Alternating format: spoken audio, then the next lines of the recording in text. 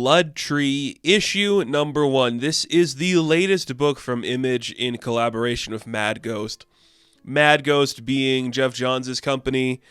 I wanted to check this out no matter what. I'm a Tomasi fan. And, I'm just kind of interested in seeing what Mad Ghost is doing that isn't connected with the Jeff Johns stuff. They were kind enough to show me Junkyard Joe a couple months back. I thought that book was really fun. Of course, that is a Johns book. So when I see they're doing something branching out with like other creators, I'm like, okay, I'm very curious to see what we got going on. This book was interesting. I don't know if it's like gonna captivate as many audience members as it should. It's fascinating to say the least.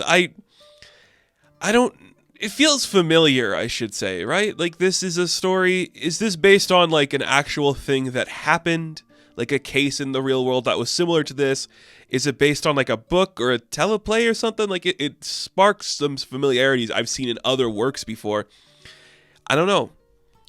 Given the cover, and I don't want to like harp on the cover too much, but like this angelly figure with some weird tech goggles looming over these detectives, I was going for a more ethereal book opposed to what we got. But let's get into it. It's interesting to talk about, to say the least. We are following Dario Azzaro. He is this detective who works in the New York scene. He is in bed one night. He sees that his kid is still awake because his kid's goldfish died, so he helps his kid flush the goldfish down the toilet. Turns out the goldfish isn't dead, but the kid doesn't know that. Okay, easy start to a detective book. No problem with that whatsoever. We see that he gets in his car and heads into work later in that day. Pretty interesting stuff. The artwork is pretty interesting. I do like the fluidity to it. I like kind of like the smaller panels, just like depicting small moments where it's like, oh, there's a gun on the seat of his car. That kind of stuff is very interesting. But it's New York City. There is, I guess, some Irish parade festival thing going on, and it's Fifth Avenue. He's with his partner Maria. They are just watching the streets. I guess it's St. Patrick's Day, right? Yeah, that makes sense. They say March 17th in the book, so okay. Suddenly, they all see something in the sky. Nobody knows what it is. He moves some of the bigwigs that they're protecting out of the way, and an angel falls from the sky, and you're like, okay, that's creepy. So there's blood spilled everywhere. There's angels dead. They're on the case. They're blocking off the street, trying to figure out where it fell from. They start looking at the building that the suicide jumper jumped off of, and he finds a note hanging off the side of a gargoyle. So he grabs the note, and he starts reading it, and it says, blood begets blood. You're like, okay, that's got to have some significant meaning, some biblical saying. Okay, interesting enough. Okay, cool. The coroner's done examining the body. They go check it out. Whoop-de-doo, it's not a real angel. So going into this book, not knowing anything, I'm like, oh, are we going to have an interesting case of this detective finding out, like, religion and God angles? Like, no, not a real angel.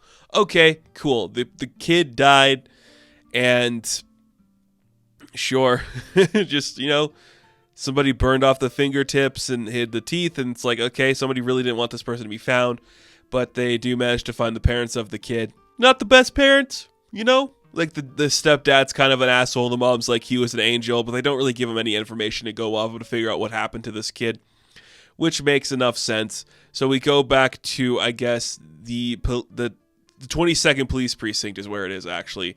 And we see that Azzaro's boss calls him aside. It's like, hey, when that incident happened and you saved, like, one of the bigwigs you were protecting there, he's proud. They're like, hey, do you want to come down to their place for like a dinner or some shit? And he's like, I don't really want to, but I guess I'll go.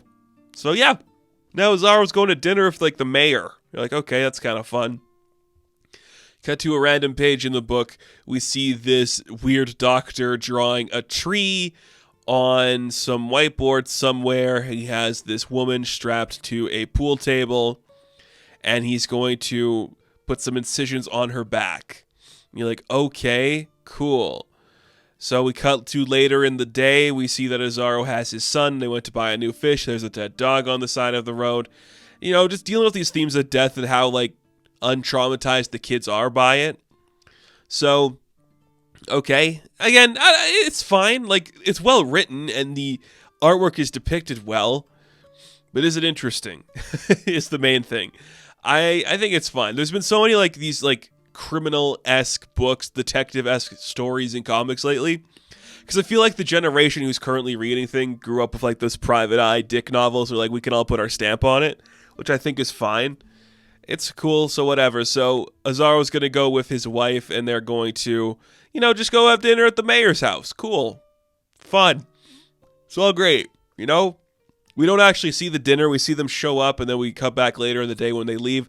They're driving back home, just having a good time together. But they hear on the radio that an angel has crashed into, like, the baseball field. And he's like, oh, shit, I got to go deal with that. So he gives his wife the car. He runs into the stadium, and they find an angel dead again.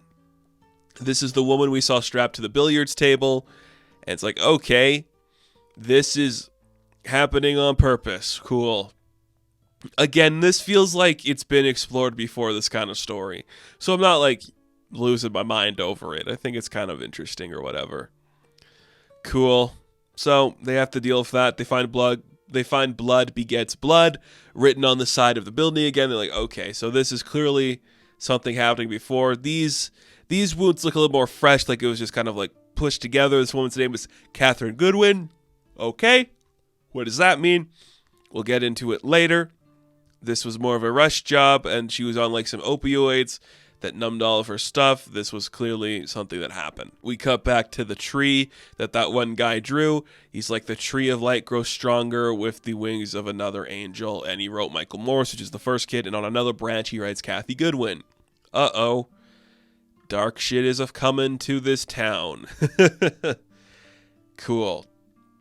And, just more stuff going on. Just more precinct stuff. Nothing that like, yeah, okay, cool.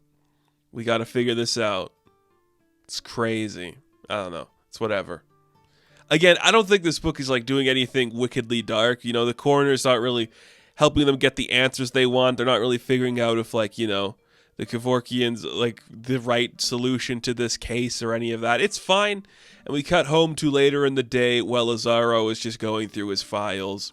Sees his son digging the grave for another fish.